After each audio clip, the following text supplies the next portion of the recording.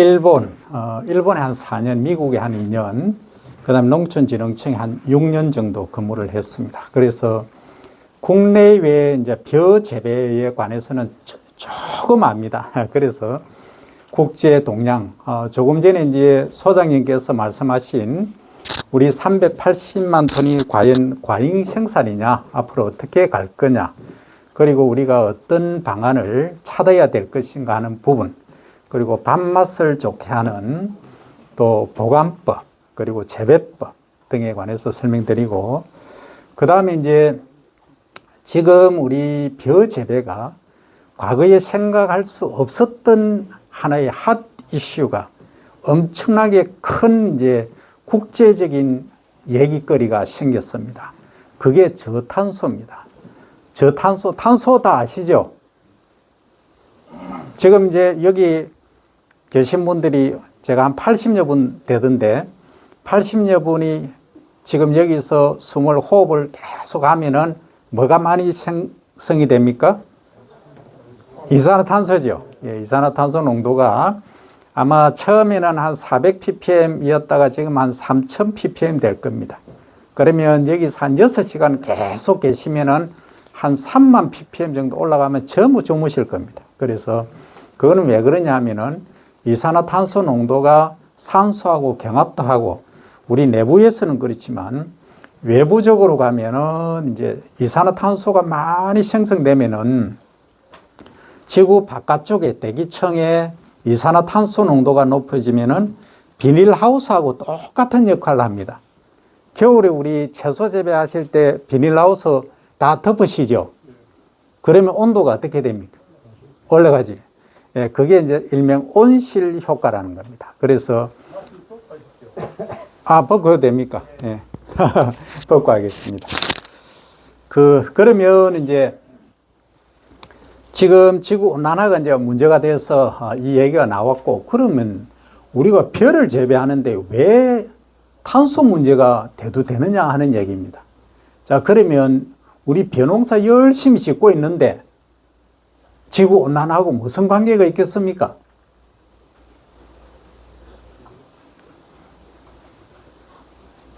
아니, 우리는 농사 열심히 짓고 있지 않습니까?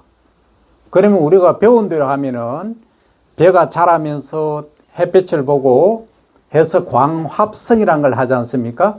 그래서 이제 당을 만들어서 이제 전분으로 쌀알이 쌓여서 우리가 쌀을 먹지 않습니까? 그래서 우리가 에너지원으로 쓰지 않습니까? 제가 말도 하고 여기 강의도 들으시지 않습니까? 그래서 이제 당을 만들어서 전분으로 모아놨다가 전분을 우리가 밥을 먹음으로 해서 다시 당으로 분해돼서 이제 에너지 힘이 나는 거죠. 그렇게 하는데 그럼 광합성을 할 때 필요한 거는 뭐가 필요하죠? 이산화탄소가 필요하지 않습니까? 그럼 이산화탄소를 줄이지 않습니까?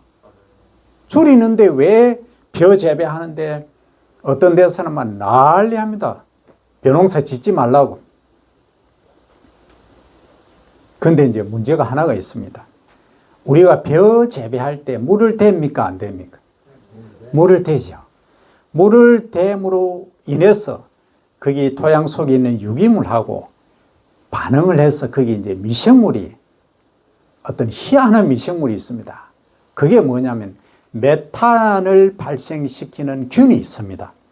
이 메탄균이 번성을 해서 메탄을 발생을 시킵니다. 이게 이제 CH4라는 근데 화학적으로 보면 요게 이산화탄소보다 20배 온실 효과를 많이 가져옵니다. 지구를 데운다는 거죠.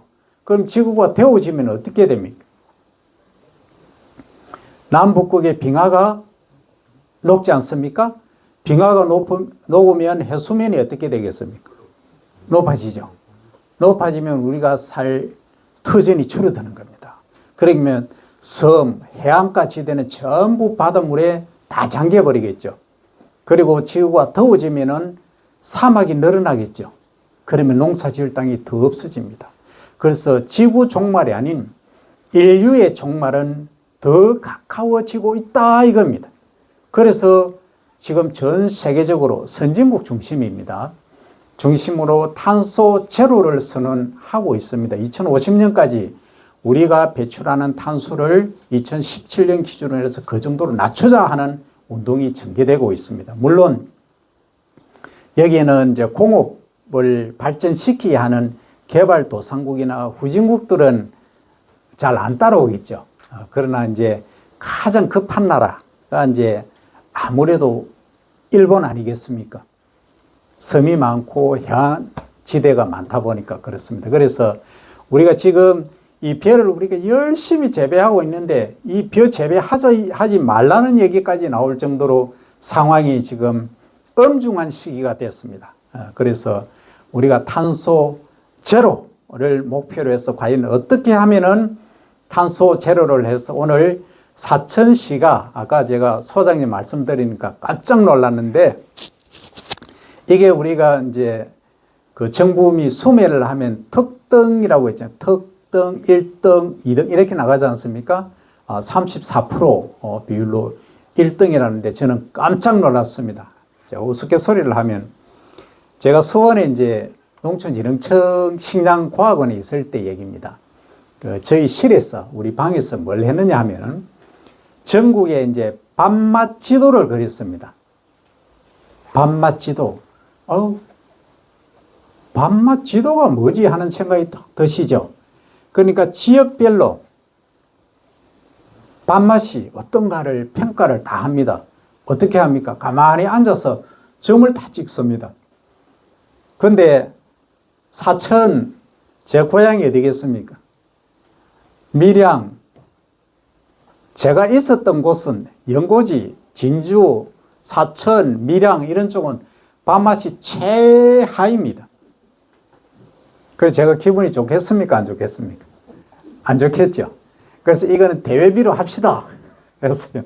제가 그 당시에는 말단임에도 불구하고 이건 내 고향하고 내하고 관계되는 게 전부 밥맛 없는 걸로 나오는데 이게 공개가 되면은 우리 사천쌀, 진주쌀, 밀양쌀 못 판다. 이거 안 된다. 그래서 일단 대외비로 긁기는 그렇지만은 그게 오래 안 갑니다. 그런데 그럼 왜 여기에 밥맛이 안 좋을까요? 하는 문제입니다. 제가 첫 번째 이제 질문 드립니다. 왜 사천시에서 생산한 쌀의 밥맛이 안 좋겠습니까?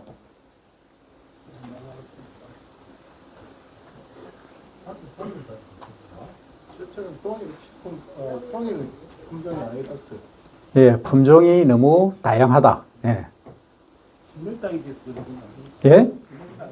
진흙탕이 토양에 관한 말씀이 나왔습니다. 지력이 많아서 그렇다.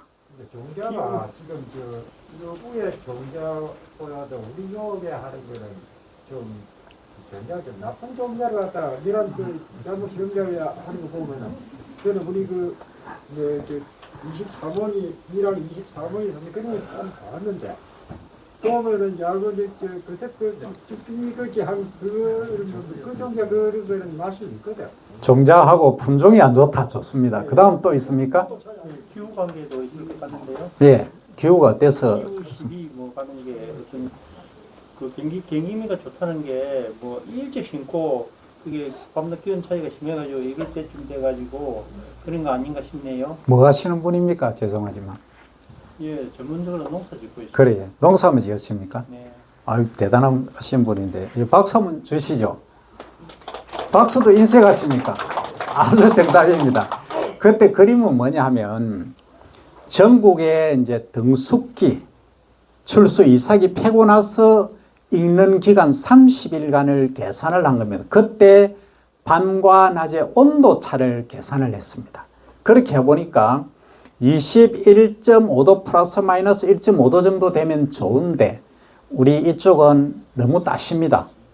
너무 따시다 보니까 등숙될 때 이게 밤에, 자 그러면 밤에 얘기하기 전에 하나 질문을 드리겠습니다. 사과 하면은 유명한 데가 어디입니까? 제가 제 고향이라서 하고 싶은 얘기는 아니고 그 다음 밀양이 있고 그 다음 또 어디가 있습니까? 거창, 청송, 밀양 얼음골입니다. 밀양이 아니고 얼음골입니다. 특징이 뭡니까? 기온차가 크다. 전문적으로 일교차가 크다 아니겠습니까? 그죠? 밤낮에 온도차가 크다.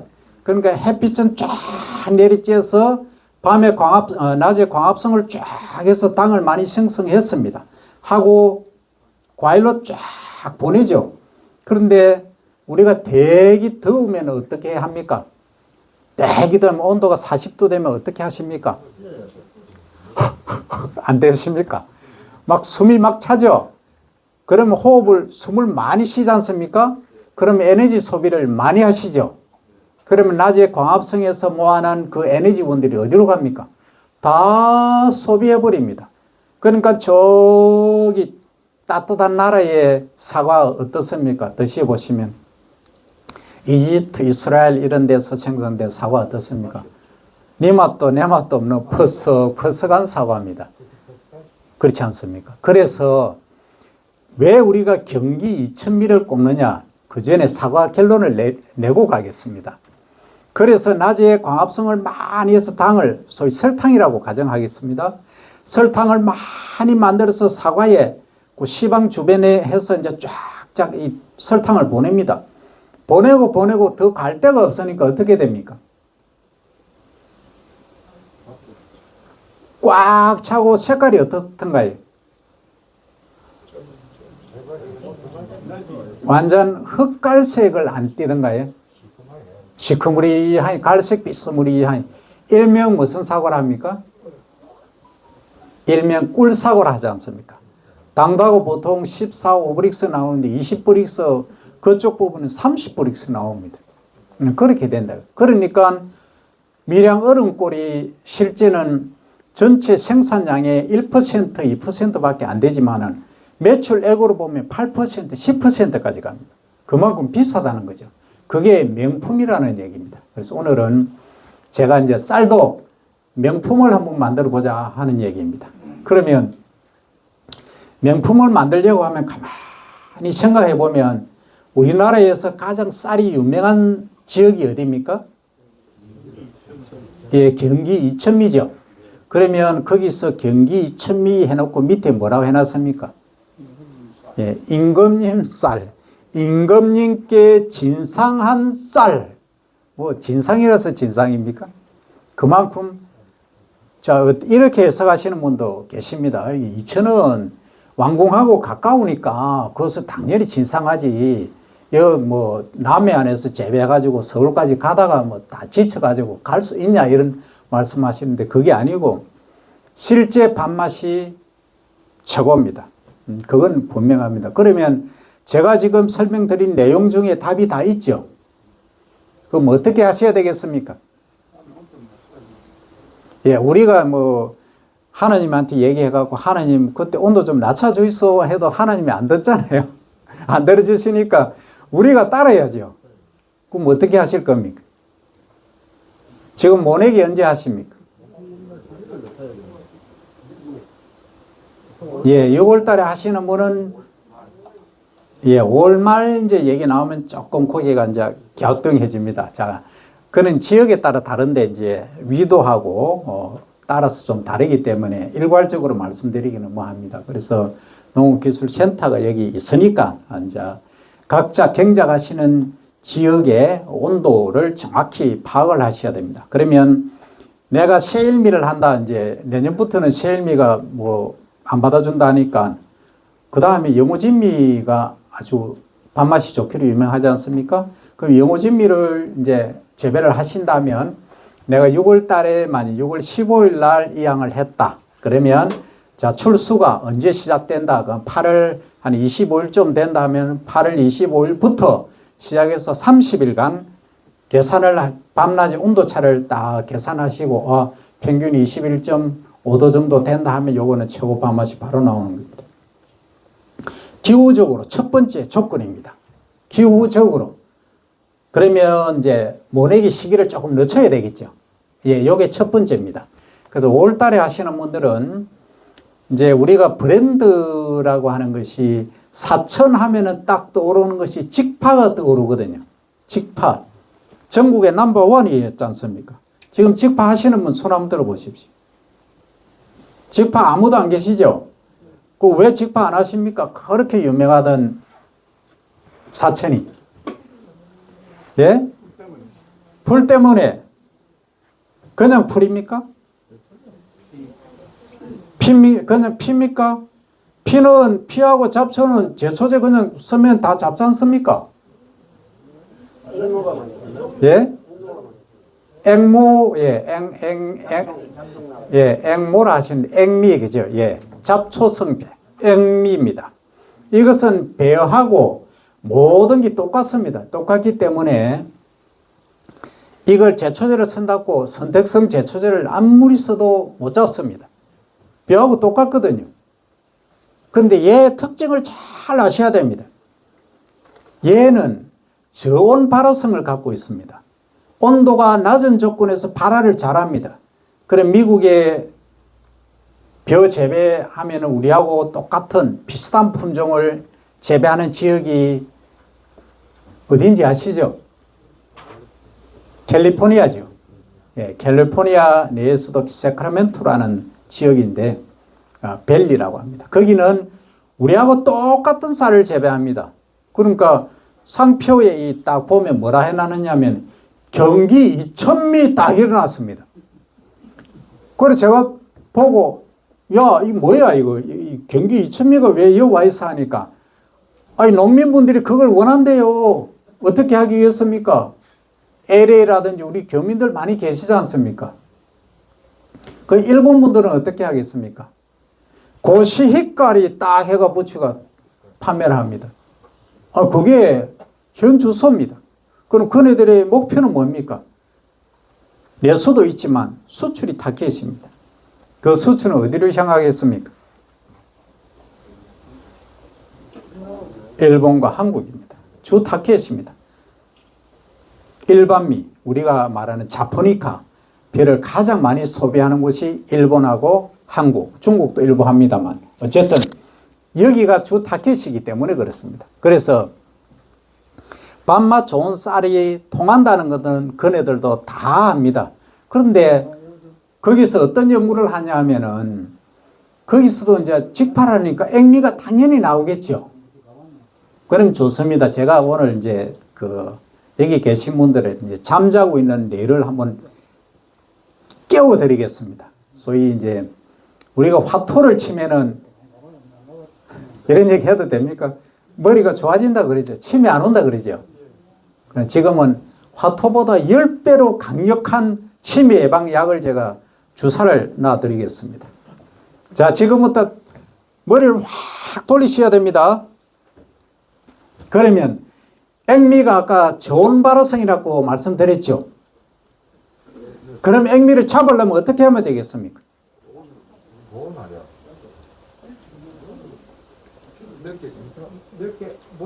몇개 씹으면 열이 좀 따신게 그럼 이제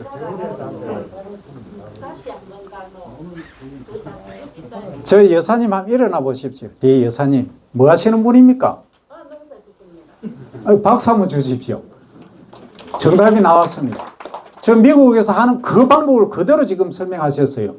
자, 저온 발화성이니까 미리 발화를 시켜가지고 하면 죽이고 심자 이 얘기입니다.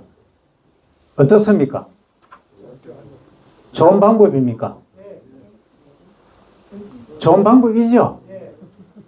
확실합니까? 계단위로 지을 때는 좀 문제가 있겠는데요. 좋은 방법입니다. 이제 우리가 이 머리로서는 좋은 방법인데 가만히 생각해 보니까 내가 벼농사 지어가지고 돈도 안 되는 거 이거 가지고 땅은 면적은 늘은데 내가 5헥타르, 10헥타르 가 있는데 남들 뭐 도시 사람 들으면 놀랄 정도의 10헥타르 하면 서울 사람들 들으면 뒤로 뭐합니까? 이래 됩니다. 그죠? 그런데 수익은 별로 없거든요. 그래서 이 모작 정도는 해야 돈이 안 되겠습니까? 그럼 이래도 못하고 저래도 못하지 않습니까? 그죠? 그러니까 벼 하나만 하면 되는데 이제 벼 하나만 하면 경제성이 너무 없으니까 밀이나 보리 아니면 다른 작물을 재배하고 벼를 재배한다라고 하면은 더 좋지 않겠나 이 얘기죠. 예, 그 얘기입니다. 그래서 이 방법은 제가 이제 국내에서는 연구를 진행을 안 했는데 지금 이제 다른 연구하면서 제가 발견한 게 있습니다. 뭐냐 하면 보리나 밀을 재배하면서 액밀을 출알을 시킵니다. 삭을 틔워버리는 거죠. 중간에 물을 한번 대봅니다. 그럼 어떻게 합니까? 위에 있는 애들만 발화를 하겠죠. 액미가 위에 있는, 주로 위에 있는 애들만 발화를 합니다. 한 3cm, 4cm 이내에. 그러면 어떻게 하십니까? 보통 논을 갈고 경운을 하시죠. 논을 갈지 않습니까? 갈면은 액미 수명이 얼마인지 아십니까? 최소 50년, 100년입니다. 껍질 한번 보십시오. 딱딱합니다. 50년, 100년 그냥 갑니다. 그 밑에 있는 애들이 막 위에 올라가가지고 발화를 다 해버리는 거죠. 그러니까 결국은 그 경운이라는 거, 가리 자체가 문제가 된다는 거죠. 아까 여사님 말씀하신 대로 미리 갈아서 싹싹을 튀어가지고 죽이버리면 최고지만 경제성이 좀 없으니까. 그래서 이런 방법을 그래서 이제 부분 경운 또는 무경운 방법으로 가야 된다 하는 겁니다. 여기까지 이제 그 들으시면 지금 이제 치매 예방 효과가 한 70% 정도는 되시죠? 안 되는 것 같은데.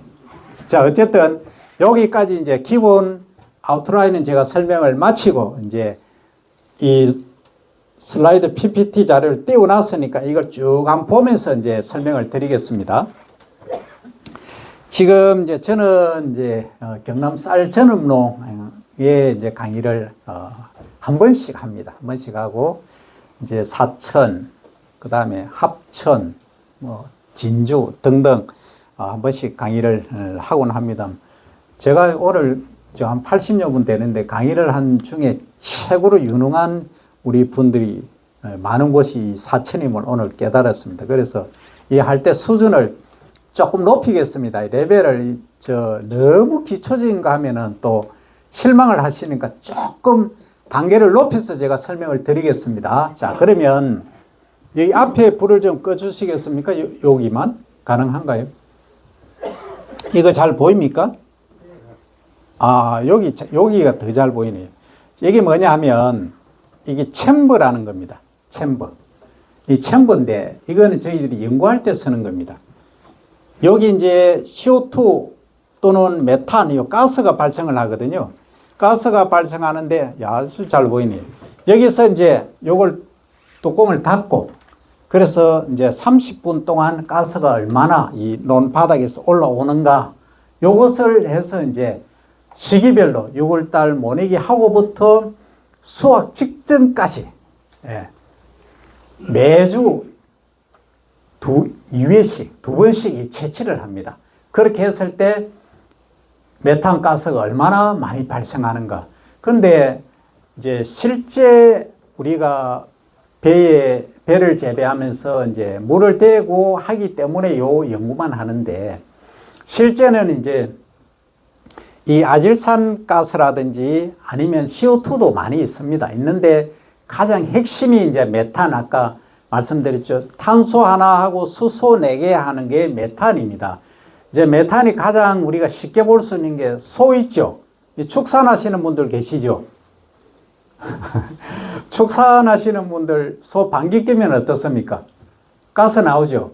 그게 메탄 가스입니다. 주범입니다. 그래서 또 이런 얘기도 합니다.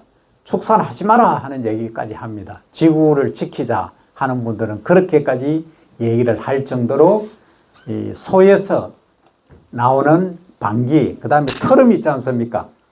소는 위가 4개거든요. 위가 4개인데 1위, 첫 번째 위는 반추위라고 합니다. 거기서 우리가 한 번에 먹었던 지피나 이런 걸 다 소화를 못하기 때문에 넘겨놨다가 다시 또 올려서 되새김하고 이렇게 하거든요. 그래서 그 트림하는 거기서 메탄, 지구온난화가스들이 또 대량으로 발생을 한다는 거죠. 그래서 참 이게 우리 소고기 맛은 좋고 참 좋은데 이런 단점들이 있습니다. 그러면 우리가 뭐 단점만 있다고 그냥 안 할 것이 아니고 이걸 극복하는 방안을 찾자 하는 겁니다. 자, 그러면 이제 수준이 다 높으시니까 딱 이제 높입니다. 높여서 자, 좋습니다. 아까 물이 많이 있으면은 메탄가스가, 지구온난화가스가 많이 발생한다 했죠. 그럼 메탄가스를 줄이는 방법이 뭐겠습니까? 물을 안 되든지 걸러대든지 뭐 적게 되든지 이 방법이 되겠죠. 이게 답입니다. 그런데 참 아이러니한 게 있습니다. 뭡니까? 물을 아예 빼버리면 6도가 되죠. 옛날에 6도 하셨지 않습니까? 밥뼈. 밥뼈가 가장 문제점이 뭐였습니까? 논에 물대는 논비하고 밥비하고 가장 큰 차이점이 뭡니까? 물을 대고 안 대고의 차이인데 왜 논에다가 벼만 재배하고 밭에는 배를 재배 안 하게 되었습니까?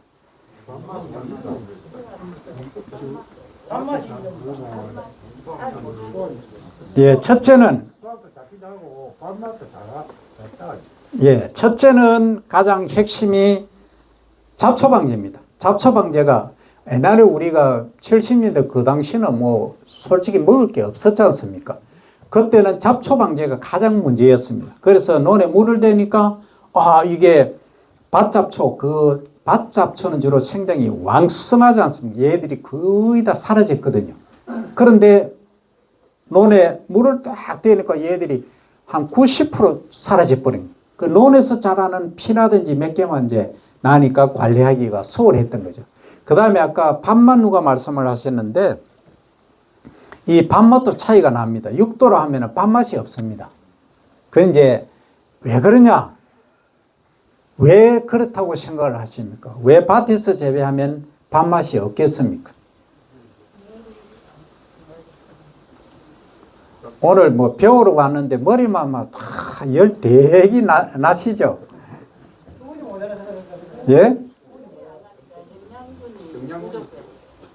산소 도화저양이 안 된다니까. 그때는 이제 물하고 물이 이제 열이 태양이 찍으면 열이 올라가고 이 산소 도화저양이 되는데 밭작물은 산소 도화저양이 좀 이제 논에부터 잡히 되는 거예요. 예, 뭐 여러 가지 말씀이 나오는데 그 중에 다 답이 있습니다. 우리가 이제 일반 벼를 재배하면은 물떼기를 보통 언제 하십니까? 수확 전 며칠? 수확 전한 20일.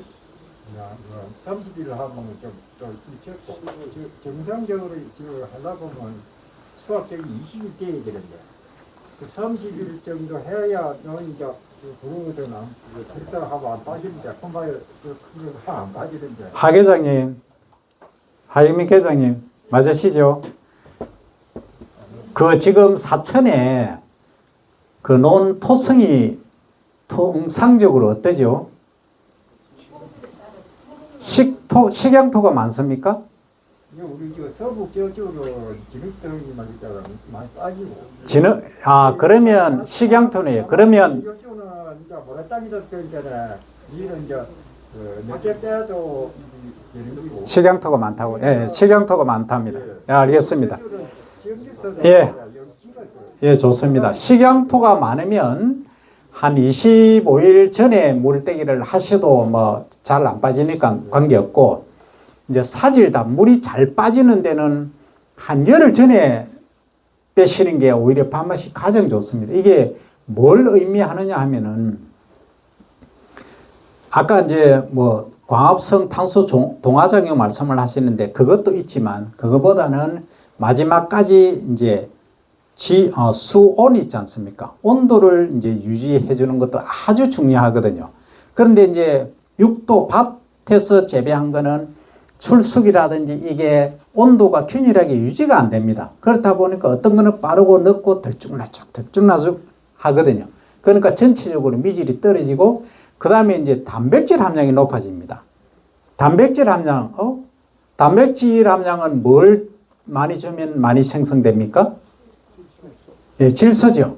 그러니까 수량은 오히려 높일 수가 있습니다. 그러니까 단백질 함량이 높아지다 보니까 밥맛이 떨어지는 거죠. 그 여러 가지 상황들이, 팩터들이 관계를 합니다만 그게 가장 핵심적이다 하는 말씀을 드립니다. 그리고 이제 분을 수도 오히려 더 많아집니다. 이제 뿌리 생장이 왕성하다 보니까 분을 수가 지나치게 많으니까 어떻습니까? 빨리 된 놈, 늦게 된 놈, 많이 달린 놈, 적게 달린 놈 다양하게 생긴다는 거죠. 그래서 이제 이게 문제가 되니까 지금 이제 어디서 이 얘기가 나왔습니까? 지금 이제 챔버, 이 가두는 가스 가두는 챔버에서 어떻게 하면 이제 물을 적게 대고 할 수 있는가에서 시작했죠. 예, 시작했는데 결국은 6도를 하면 메탄 가스 발생은 적은데 방금 말씀하신 밥맛이 안 좋다. 그 다음에 또 수량도 들쭉날쭉하다. 품질도 문제가 있다. 자, 그러면 품질 얘기가 나왔으니까 또 한 가지 질문드립니다. 소비자분들이 쌀을 선택하실 때 맨 처음에 딱 20kg나 10kg 딱 5kg 보시면 뭘 보고 선택을 하시겠습니까? 소비자 선호도. 색깔. 예, 가격. 그러니까 알뜰 주부분들은 가격 첫 번째. 그렇습니다. 그죠? 가격은 이제 일단은 제쳐놓고, 그 다음에 외관상으로 포장 단위죠. 그것을 한 3cm 되는데 딱 보시면 어떻습니까? 쌀알이 보이죠? 보이는데 그 쌀알이 어떠해야 소비자분들이 좋아하실까요? 곱백이 없고 투명이 된다. 고해 다 고해. 예, 투명해야 된답니다. 깨끗해서 투명해야 됩니다. 아니, 복백 말씀은 신백미, 복백미, 희끄무리한 거 들어가 있지 않습니까? 희끄무리 들어간 거는 별로 밥맛이 없습니다. 찹쌀은 그게 정상이지만 일반 쌀은 그게 정상이 아닙니다. 그리고 또 깨진 쌀, 동알미 있죠. 이것들이 적어야 됩니다. 그래서 이제 결국은 완전한 형태를 가진 완전미율이 높아야 된다. 요겁니다. 그러니까 소비자분들 첫째로 딱 선택하실 때 가격, 그 다음에 두 번째는 그 3cm 동그라미 안에 들어가 있는 그 쌀알 모양입니다. 그 다음에 도정일자 말씀하시는데 이것은 조금 깨어 있으신 분들입니다. 아주 이제 상당히 이제 지식이 있으신 분들이죠. 도정일자가 한 달 지나면 죄송한 말씀입니다만 밥맛이 없습니다. 그럼 밥맛이 왜 없겠습니까?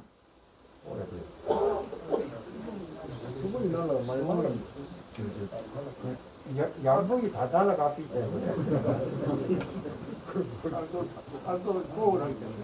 예, 어느 분이든 말씀하시면 됩니다.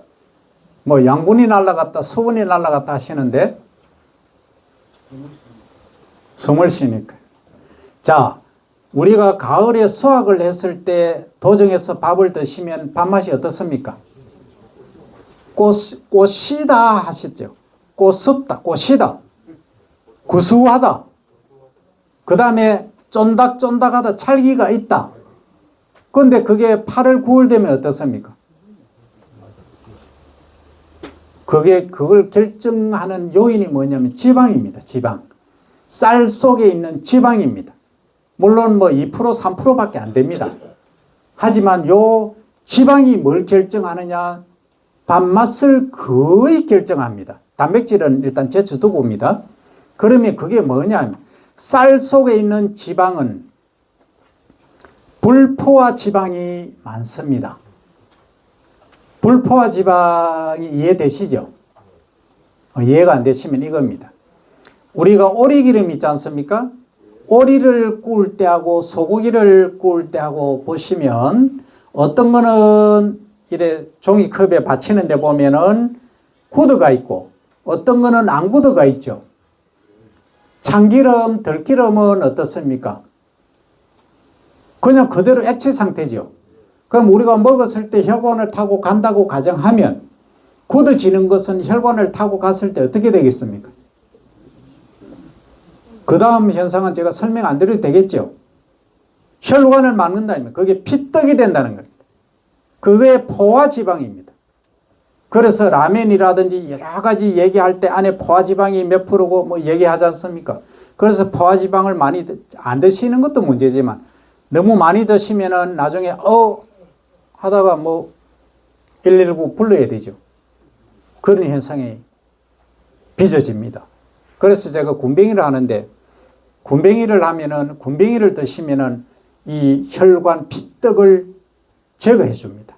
그건 동의보감에도 나오고 많은 연구를 한 결과가 다 그렇습니다. 그 혈전 용해제, 인돌 알카로이드라는 성분이 있습니다. 그 정도로 군뱅이 하니까 다들 뭐 이상하게 생각하시는데 저는 최고의 식품입니다.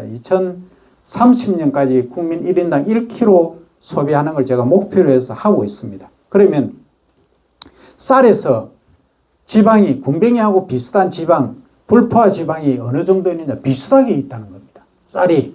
그런데 그럼 뭐야?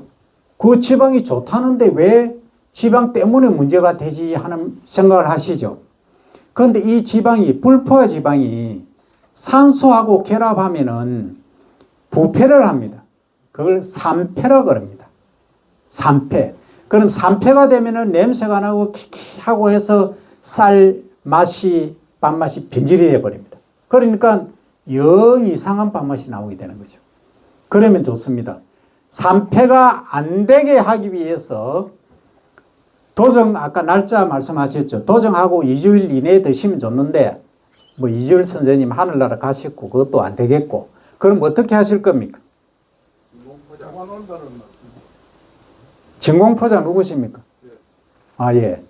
진공포장 정답입니다. 그러면 진공포장 하려고 하면, 우리가 일반 농가에서 하시려고 하면은, 진공포장 하면은 어떤 등록을 하셔야 되죠? 식품 가공 등록을 하셔야 됩니다. 그건 법이 참 좀 거시기 합니다. 그죠? 그렇습니다. 식품 가공업 등록을 해야 진공포장해서 판매를 하실 수가 있다는 거죠. 네, 그게 아이러니입니다. 그러면 좋다. 그거 다 빼고 우리 농가에서 개별적으로 하실 수 있는 방법은 뭐겠습니까? 저온 저장. 그렇습니다. 저온 저장입니다. 그럼 저온 저장하면 몇 도씨 정도 하면 되겠습니까? 예, 10도에서 12도, 뭐 10도 이하면 좋은데 이게 너무 많이 드니까 요즘 뭐 전기세하고 뭐 폭발적으로 지금 폭등하고 있죠. 그래서 좀 어렵습니다. 그래서 겨울에는 관계가 없는데 4월, 5월부터 이제 이렇게 온도가 높아지면서 이게 문제가 됩니다. 그래서 뭐 최소 12도 이하로 저장을 하시면 되고, 저장하실 때는 정조 상태로, 껍질이 있는 상태로 저장을 하셔야 됩니다. 이게 핵심입니다.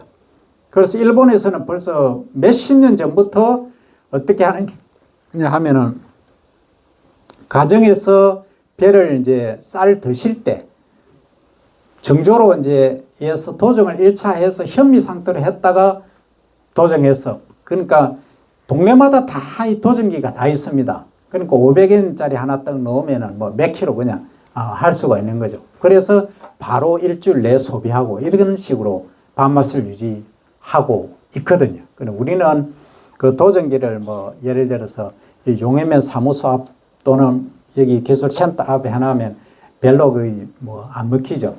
오히려 어디 가야 되겠습니까? 그건 도시에 있어야 됩니다. 그 나중에 이제 다른 말씀도 드리겠지만, 일단은 소비자가 많이 찾는 곳, 그러니까 유통은 어떻게 돼야 되겠습니까? 유통은 백미 상태로 되는 것보다는 현미 상태로 되는 것이 오히려 우리한테는 득이다는 거죠. 우리 생산자 입장에서는. 그러면 소비자분들도 이게 벌써 도정한 게 한 2달이 지났는데도 밥맛이 좋더라 하는 거죠. 그러니까 우리가 진공포장해서 판매할 수 없는 상황이니까 이런 말씀을 드립니다.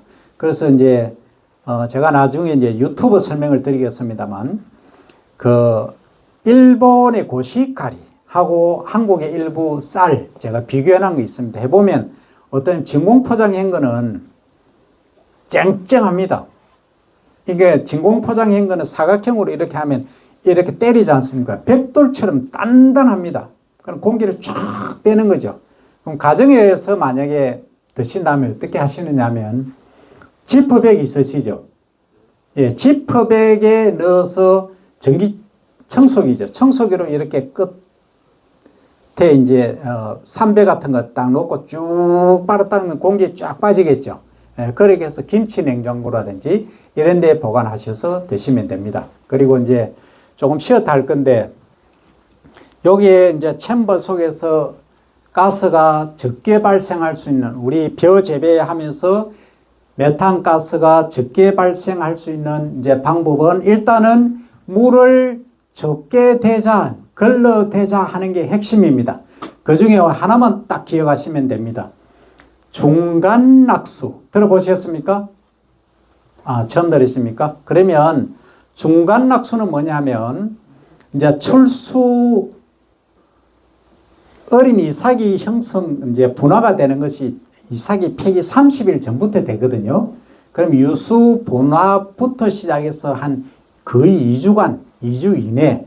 그러니까 우리가 6월 1일 날 이양을 한다고 보면 거의 이제 7월 한 10일부터 7월 한 24일, 25일까지 한 2주간 정도 물떼기를 일반적으로 하는 것을 과거에 중간낙수라고 했습니다. 그렇게 하면 이제 뿌리가 엄청 강해지고 아주 이게 나중에 후반기 생육이 좋습니다. 그렇게 하니까 그 정도만 해도 메탄가스 발생량을 40~50% 정도 줄이는 거죠. 거기에다가 추가로 간단관계라는 말씀 들어보셨습니까? 이거 물도 자원이고 돈이지 않습니까? 그래서 중간중간에 물을 한 번씩 떼준다는 거죠. 이렇게 하는 것을 간단관계라고 합니다. 그 방법과 내용, 그리고 나중에 당뇨 예방 치료에 관한 것까지 쌀을 가지고 할 수 있는 겁니다. 좀 쉬었다가 설명을 드리도록 하겠습니다. 논물 되는데 어떻게 하고 계십니까?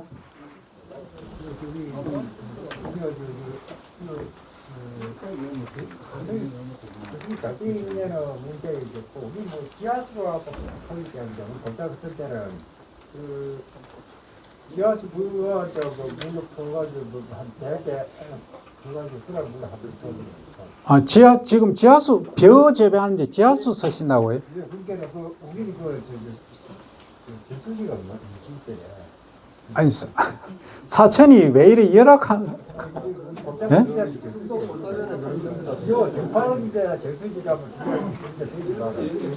그래.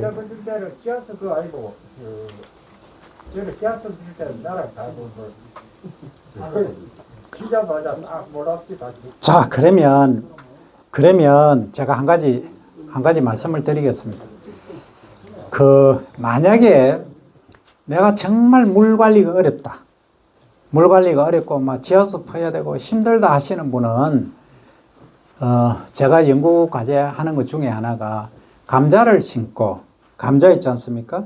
감자를 심고 콩을 재배하는 겁니다. 그러면 이제 소독작물로서 상당히 괜찮습니다. 아니 괜찮습니다. 네.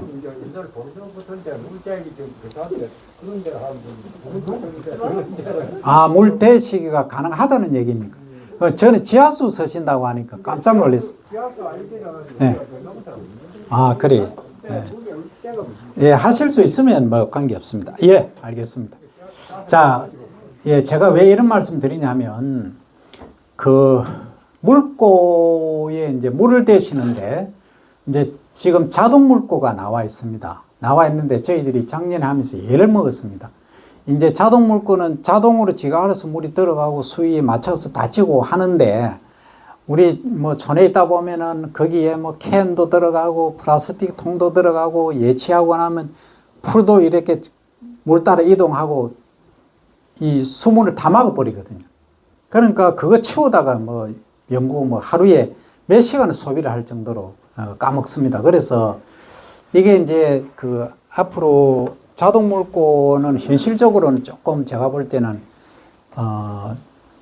처음에 물이 이제 들어오는 입구 있지 않습니까? 한 들녘 같으면 거기에서 모든 걸 처리를 해 주셔야 되고 모든 농민분들이 협조를 해 주셔야 됩니다. 예치하실 때는 언제 하시고 그 다음에 쓰레기라든지 이런 걸 수로에 안 버리고 이렇게 대 주셔야 되는데 그게 안 되고 그냥 자동 물고를 하신다 뭐 이렇게 하시다가는 상당히 문제가 되거든요. 자동 물고는 요리 직경이 한 10cm 정도 되는데 얼금얼금한 채가 막혀 있습니다. 그걸 다 막아버립니다. 그래서 자동 물고 믿고 하다가는 잘못하면 그렇다. 그러면은 반자동 물고라는 게 있습니다. 반자동은 어떻게 하느냐? 저 끝에 제일 낮은데 중간중간에 이제 이렇게 그 막아 놓습니다. 물을 막는 거. 막아 놓으면은 내가 문만 열어 놓습니다. 그 물 대는데 그걸 뭐라 그럽니까? 입구 쪽에 이제 열어 놓습니다. 그러면 거기 차면은 물이 들어가는 거죠. 단계별로. 요게 이제 반자동이고, 그 다음에 이제 어떤 분들은 새벽부터 물을 대기 시작하십니다. 가면 딱 닫아놓고 막 돌 얹어놓고 비닐 탁 대가지고 내 눈에 막 계속 물 댔습니다. 그러면 물이 막 지나치게 많은데도 계속 물을 대시거든요. 그러면 어떤 경우에는 뭐 논둑이 터지기도 하는데, 그런 물을 많이 대면 어떤 문제냐면, 나중에 제가 이거 보여드리겠습니다. 이런 문제가 발생합니다.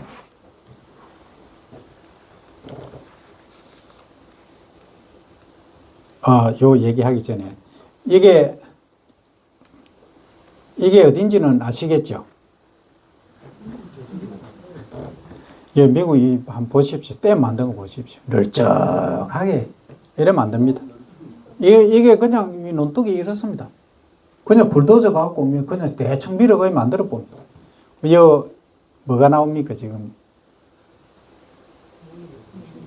제초제. 아까 말씀드렸죠. 제초제, 액미약과 방제한다든지 이 제초제입니다. 직파라 하거든요. 항공 직파라 합니다. 이 기계 한번 보십시오. 기계 폭이 이렇습니다. 이 끝에서 저 끝까지 이런 기계를 갖고 농사 짓습니다. 1인당 경지 면적이 400헥타르 이상입니다. 400헥타르입니다. 우리는 얼마입니까? 많으면 10헥타르지 않습니까? 그게 40배입니다.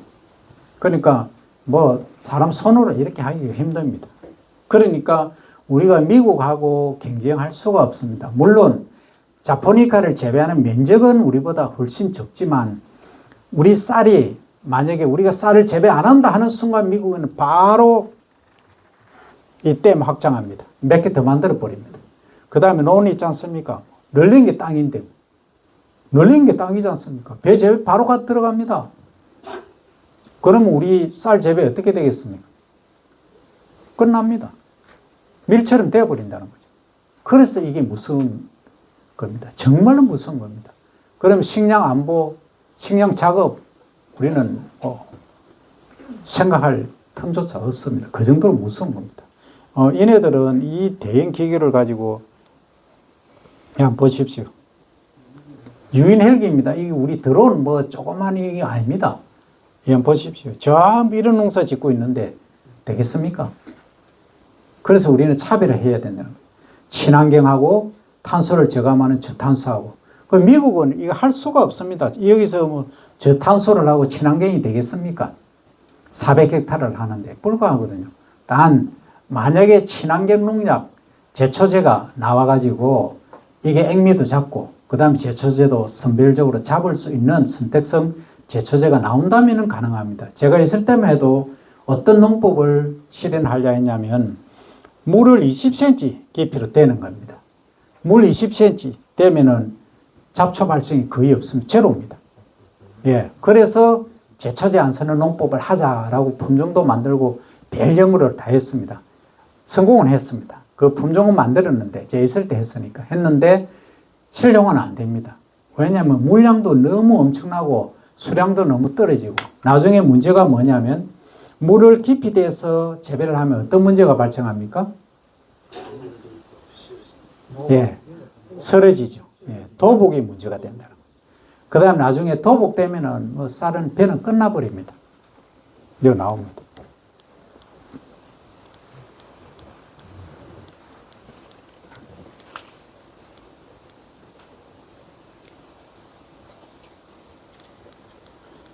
그래서 도복된 게 미국계 이제 나오는데 여기 좀 안 나오네요. 하여튼 우리가 저는 이제 밥맛 좋은 쌀을 생산하려면 어디로 가야 되느냐? 자, 우리가 쌀을 이제 생산했다 하면, 그죠?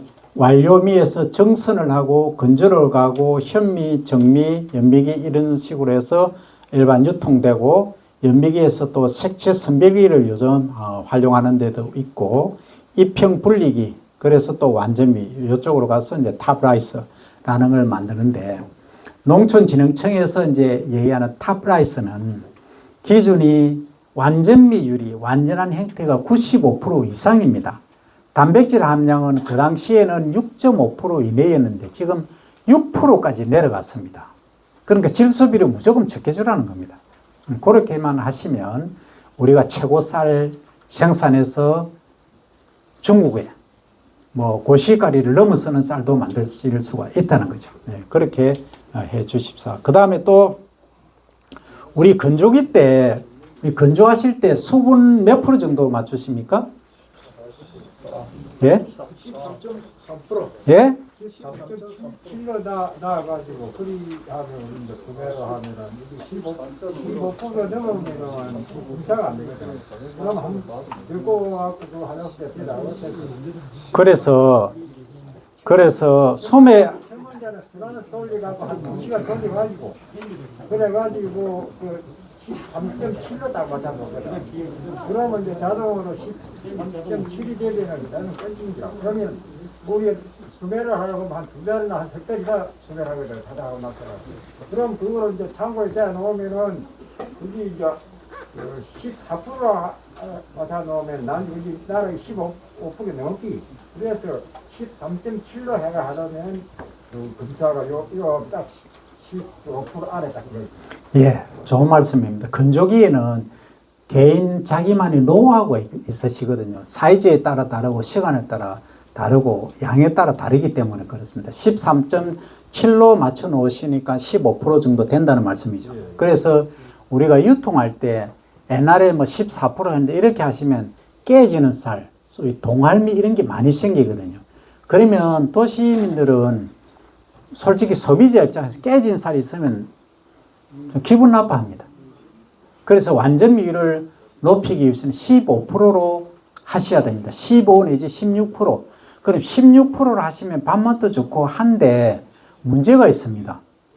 보관이 어렵다는 거죠. 보관 유통이 좀 어렵습니다.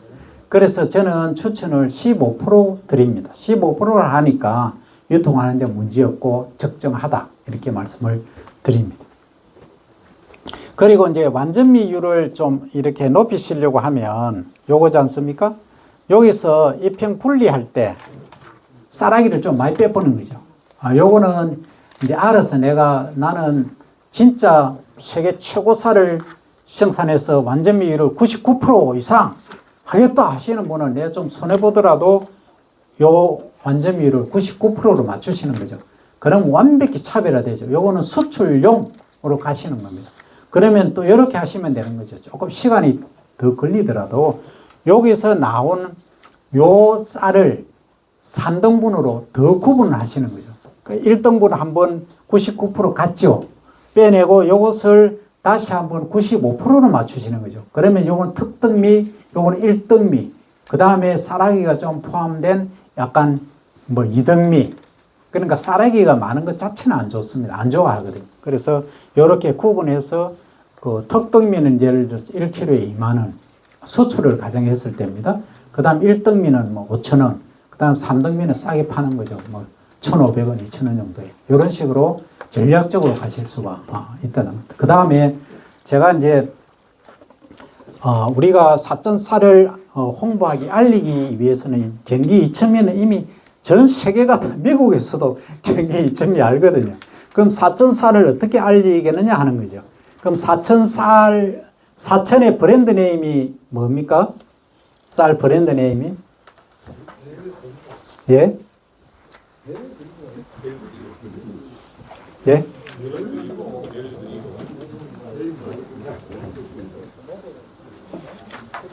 아니 좀 크게 좀 말씀해 보시게.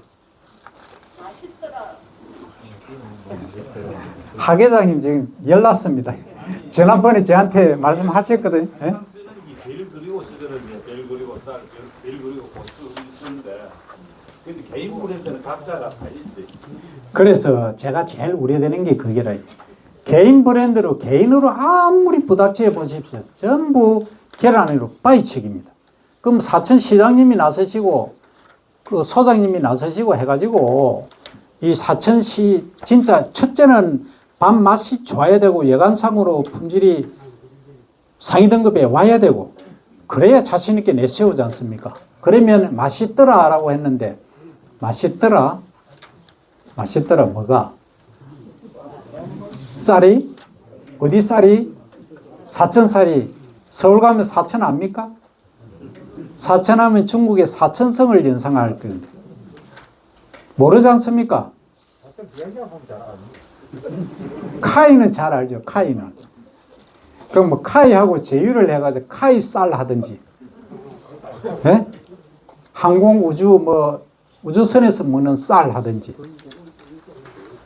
브랜드를 뭔가 차별화되는 세계적으로 뭔가 띄울 수 있는 일단 품질이 담보가 돼야 됩니다. 그렇게 만들면은 어떨까 제안을 드리고, 그 다음에 소비자분들이 애국심에서 찾을 수 있는 쌀은 맛, 외관상, 품위 외에 뭐라고 했습니까?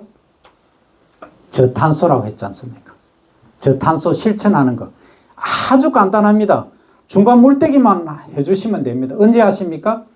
6월 1일 날 이양을 했으면 7월 15일부터 7월 말까지 2주간만 해주시면 됩니다. 2주간만 하시는데 어떤 분들은 물 이제 안 됐거든요. 야, 나 뭐 2주간 물 안 됐다 하시는, 그러면 나 중간 물떼기 했네 하시는 분 계시는데, 그래 하시면 안 되고, 반드시 논에 엉그러미, 금이 쫙쫙 가야 됩니다. 그래야 중간 물떼기가 된 겁니다. 그 다음에 또 하나, 나는 내 논에는 물이 잘 안 빠지는데, 어떤 분들은 내 논에 물이 너무 잘 빠지는데 하시는 분들은, 자, 지금 답변을 드립니다. 어떻게 하시느냐? 우리가 논이 이렇게 있으면 여기 폭이 있지 않습니까? 한 폭이 마시지 말고 최소 30폭이 한 필지당, 그러니까 10폭이 세 군데 가셔가지고 딱 보시면서 분을 그 가지 친 거, 새끼 친 거 있지 않습니까? 분을 수가 15개 딱 된 순간 물을 빼십시오. 물 태우지 말고 딱 닫아 부으십시오. 그러면은 모든 게 해결됩니다. 그런데 이제 이런 게 있습니다. 아니, 우리 논은 고논 아시죠? 물론 물이 안 빠집니다. 이건 뭐 내가 물을 안 대면 한 달간 그냥 물이 계속 담겨져 있는 거죠. 그런 경우는 어떻습니까? 뭐 13개 정도 됐을 때 물을 떼시도 계속 새끼칩니다. 야는. 그거는 거의 불가능하죠. 그렇다고 힘들고로 뭐 뒷도구를 팔 수도 없습니다. 그런 경우는 어쩔 수 없고, 그렇지 않는 경우에는 통상적으로 14개, 15개 새끼를 딱 치면 물을 딱 단수로 하십시오. 굳이 물 들어있는 걸 또 밖에 빼내고 하실 필요는 없습니다. 들어오는 물만 차단을 하시고 물고만 낮춰주시면 됩니다. 뒷도구 뒤에 물고 있지 않습니까? 배수구만 딱 파주시면 됩니다. 그렇게 하시면 되고, 그 다음에 질문이 또 있습니다. 그러면 비가 오면 어떡합니까? 비가 오는 건 아무 관계 없습니다. 비 오면 흘러서 다 나갑니다. 알았어. 그것만, 배수구만 딱 낮춰 놓으시면 그렇게 하시면 됩니다. 자, 그 외에 지금 저탄소 농법은 그렇게 하시는 거고, 그 다음에 또 이제 출수했다, 이삭이 폈지 않습니까? 패고 나서는 물을 최대한 얕게 대주시면 됩니다. 그때는 잡초가 많이 나는 것도 아니고 문제가 될 게 전혀가 없습니다. 그런데 물을 아예 안 대면은 쌀 품질에 영향을 미칩니다. 쌀 품질이 안 좋아집니다. 그래서 아주 얕게, 아까 모내기 할 때 2, 3cm였지 않습니까? 그 정도로 얕게 대주시면 됩니다. 자, 요 외에 여기까지 제가 설명을 드리고, 잠예 방금 예? 저수지가 내 것도 아니고. 그러니까 아주 중요한 말씀하셨습니다. 저수지가 내 것도 아니고 농어촌 공사 건지 아니면 뭡니까? 하여튼 다른. 예. 그래서 이게 저도 이제 보니까 느낀 게 뭐냐면 그 물 대고 하시는 그 키 쥐고 계신 분 계시죠? 그 중에 회장님 혹시 그분 아니신가요? 예? 하여튼 그 지신 분이 제일 키맨입니다. 그러면 이제는 과거처럼 하시지 말고 내만 대야지 이래 하시지 말고 아까 자동, 반자동 또는 뭐 수동 이렇게 말씀을 드렸는데 그렇게 하시지 말고, 자, 이제 정하는 겁니다. 그러니까 뭐 저수량이 어느 정도인지는 모르지만 농어촌 공사하고 MOU를 체결하시든지 시장님 앞에 하시든지 소장님 앞에 딱 모셔놓고 MOU 딱 체결해가지고 우리 사천농 농사 발전을 세계 최고 쌀을 만들기 위해서 MOU를 체결합시다. 그럼 우리가 할 일이 뭔데요? 물만 우리가 원할 때만 대주시면 됩니다. 이해되십니까? 그리고 우리가 필요치 않을 때는 단순을 해주세요. 누가 뭐라 해도. 그러면은 어떤 분들은 그러실 겁니다. 나는 배추 농사 짓고 뭐 다른 거 하는데 나는 대도 하시는 분이 계시거든요. 그런 분들은 아까 지하수 하시든지 다른 방법을 쓰시고 중간 낙수를 인위적으로 할 수 있는 방법은 농어촌 공사하고 해가지고 7월 15일부터 말까지 아예 차단시켜버립니다. 아예 물 안 줍니다. 그럼 자동으로 중간 낙수 되는 거죠. 그렇게 하면 뭐 국가적으로 보면 아주 편합니다. 예. 그래야 막 싸움이 날지 제가 모르겠습니다만 어쨌든 우리가 과거에 생각했던 우리 농사법 그리고 물대는 방법을 생각하시면 이 난국을 타개할 수가 없습니다. 이제는 변해야 됩니다. 시대가 변하고 모든 것이 변합니다. 요즘 죄송한 말씀입니다. 젊은 애들 손자, 손녀, 뭐 아들들 한번 보십시오. 이 휴대폰 만지고 하는 거 보셨죠? 우리 못 따라갑니다. 컴퓨터하고 세대가 다릅니다. 그러니까 일명 GG라고 합니다. 제너레이션 갭, 세대 차이라고 합니다. 완전한 세대 차이가 있습니다. 그렇습니다. 그건 전 세계적으로 보면 지구온난화 문제가 이렇게 심각한데 우리는 지금 깨닫지 못하고 있거든요. 제가 이어 와서 하니까 그런갑다. 저번에 대통령 선거할 때 뭐 알리 100 하니까 그런 게 있나 정도로 그걸로 끝나지 않습니까? 그런데 유럽이고 전 세계는 선진국들은 지금 알리 100을 실천하지 않으면 공산품 수입을 안 합니다. 자동차, 전자제품 수입 안 합니다. 그런 시대거든요. 쌀도 마찬가지지 않습니까? 야, 한국에 벼농사 하는데 메탄 발생 엄청 하더라. 그것도 친환경 한다 하면서 막 유기물 듬뿍 넣어가 보니까 계산 저기 다 하고 있거든요. 그 계산 나오서는 한 가지만 더 말씀드리면 지금 뭐 신젠타, 몬산토 세계 메이저 그 종자, 종묘 회사들이 있습니다. 비료, 농약. 이 회사들은 인공위성 다 띄워놓고 있습니다. 지금도 돌아가고 있습니다. 우리나라 지금 밀 생산 얼마, 그 겨울 작물 얼마. 여름 되면 벌써 8월 1일 딱 되면 우리나라의 쌀 생산량이 예측이 다 돼버립니다. 호주도 다 되고 일본도 다 되고 미국 다 돼버립니다. 그 어떻게 하는지 아십니까? 인공위성에서 다 띄워가 초록색하고 직기 면적까지 다 컴퓨터로 시뮬레이션 다 해버립니다. 그러면은 한국에 식량 부족하다, 벼 생산이 지금 문제가 되겠다. 그럼 어느 쌀을 자기들이 매입을 하겠습니까? 우리는 북반구죠.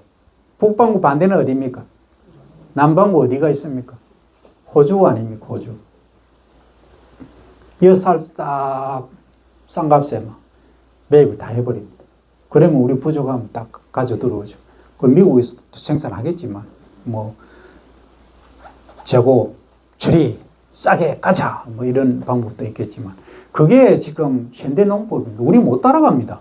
그래서 우리는 최소한의 명분이라도 얻어야 된다는 거죠. 자, 우리는 최소한이 아니고 어떻게 보면 최고죠.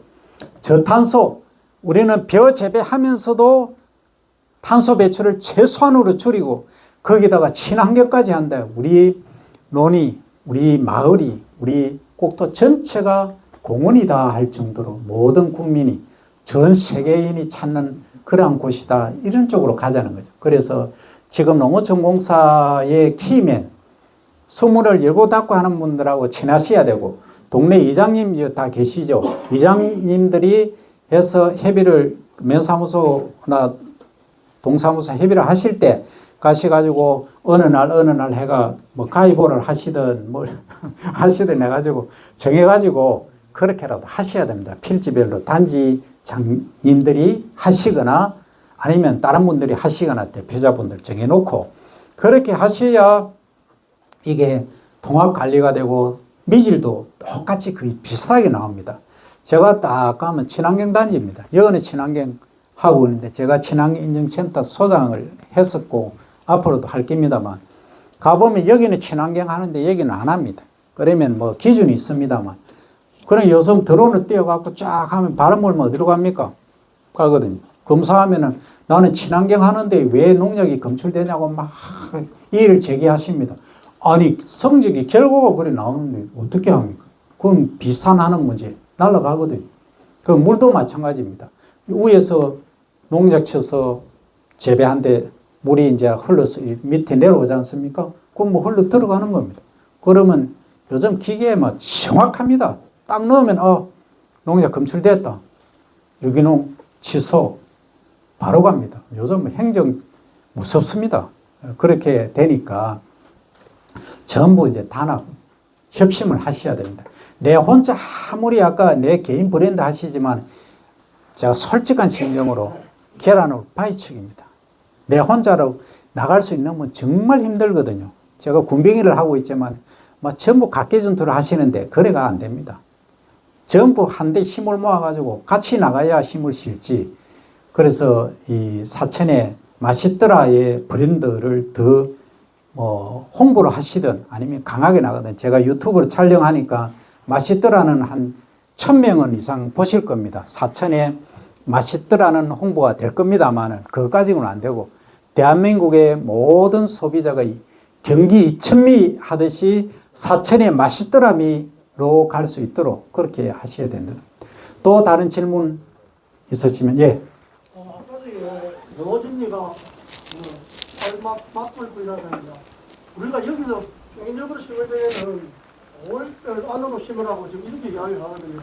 아까 교수님께서는 6월 10일에 심어도 된다는데 이게 어떻게 예, 이게 아주 중요합니다. 자, 영호진미는 영남 호남을 평야지 중심으로 나온 품종입니다. 그래서 이제 내가 살고 내가 재배하는 이제 토양에 따라서도 다르고 그리고 이제 온도에 따라 다릅니다. 그러니까 제가 하나 경험을 말씀드리면 옛날에 이제 농민분 강의를 하는데 교수님 콩 6월 말에 심으면 됩니까? 하니까 6월 말에 이모작은 기본이니까 예 심으세요 해서 그냥 질문하니까 간단히 그래가 시간이 좀 흘렀습니다.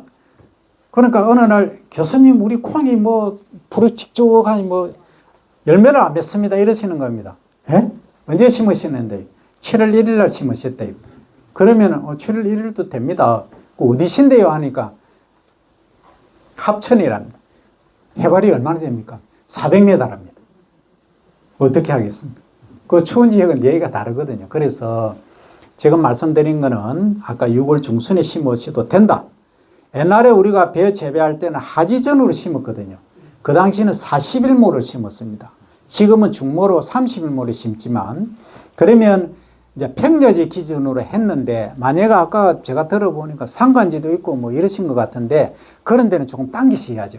그래서 그거는 제가 정확히 일일이 다 온도를 모르니까 우리 회장님하고 센터가 있으니까 센터에 이제 그걸 모르시겠으면 센터에는 정보가 다 있습니다. 있으니까 요게 이제 평균 온도가 어떻게 되고 딱 나오거든요. 거기에 맞춰서 그렇게 하시면 되겠습니다. 예, 마지막으로 질문 하나만 더 받겠습니다. 조금 전에 그 중간낙수 예. 그 농어촌 공사하고 협의하러 가는데 예. 우리 지역에는 한 50인가 넘는 들판에 이항기가 한들 이상 차이 나거든요. 그런데 네. 중간낙수도 5월달에 5월 초에 심은 사람하고 6월 중순에 심은 사람 다 다른데 그게 협의가 되냐 이 말이죠. 네. 좋습니다. 그거는 이제 50헥타르 정도인데 이양 시기가 한 달 정도 이렇게 차이가 난답니다. 아주 범위가 넓기 때문에 그 부분도 제가 이제 어떻게 단적으로 말씀 못 드리고 그거는 이제 농어촌 공사하고 현장에 계신 분들이 가장 잘 알거든요.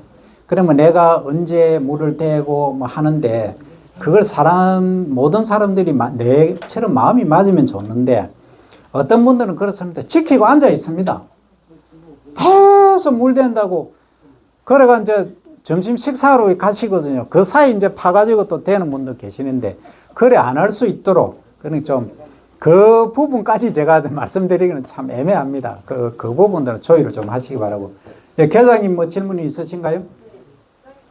저희가 작년에 그 석호 일제하고 전도 전월과 좀 많이 심했었거든요. 네, 그래서 헬미 운동 것 같은데 저희가 이제 얼굴 뭐 태풍 오는 시기 마찬가지로 이들이 날라온다고 했는데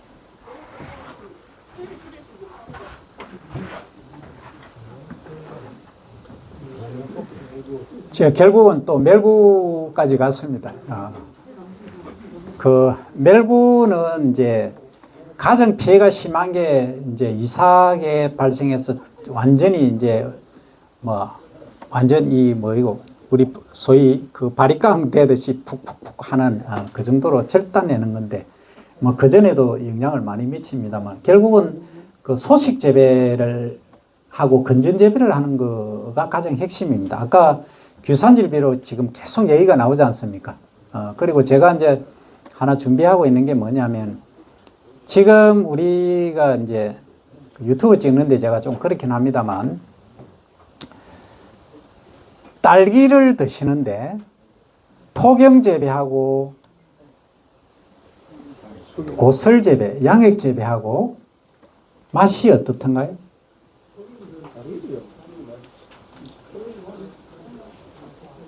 고설은 약간 싱겁습니다.